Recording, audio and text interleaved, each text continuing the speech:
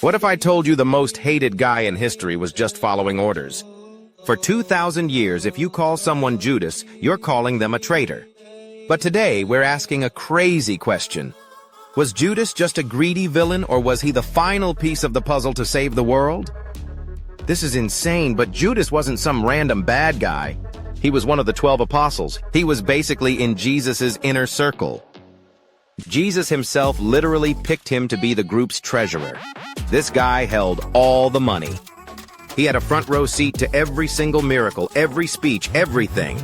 So what went wrong? Why would he do it? Judas went to the bad guys and agreed to betray Jesus for just 30 pieces of silver. That's literally what a slave cost back then. People say it was greed or even the devil himself. But, and this will blow your mind, at the Last Supper, Jesus literally looks at him and says, "What you are going to do quickly." That doesn't sound like stop. It sounds like, let's do this.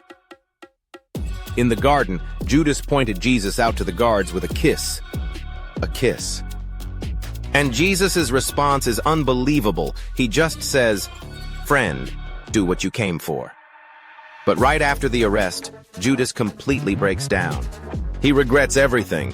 He tries to give the money back, screaming, "I have sinned. I betrayed an innocent man."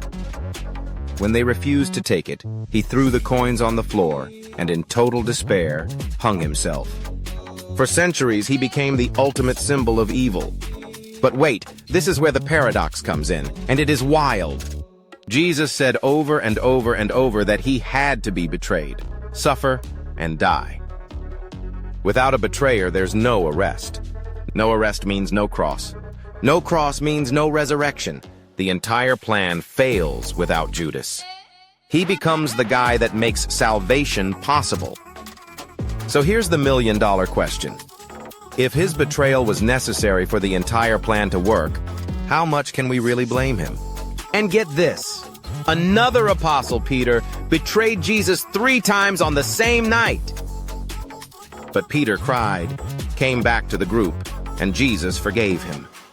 Judas also felt terrible regret, but he chose to be alone and gave up. Maybe the biggest tragedy wasn't the betrayal itself, but that Judas didn't believe he could ever be forgiven. So, villain or divine tool? It's insane, but the Bible pretty much says he was both. He's responsible for what he did, but what he did was absolutely essential to save the world. The lesson isn't to pick a side, but to think about how crazy this is. If God can use a betrayal this massive to bring about something good, just imagine what he could do with our mistakes. What do you think? Let me know in the comments. Right now, and subscribe for more insane deep dives.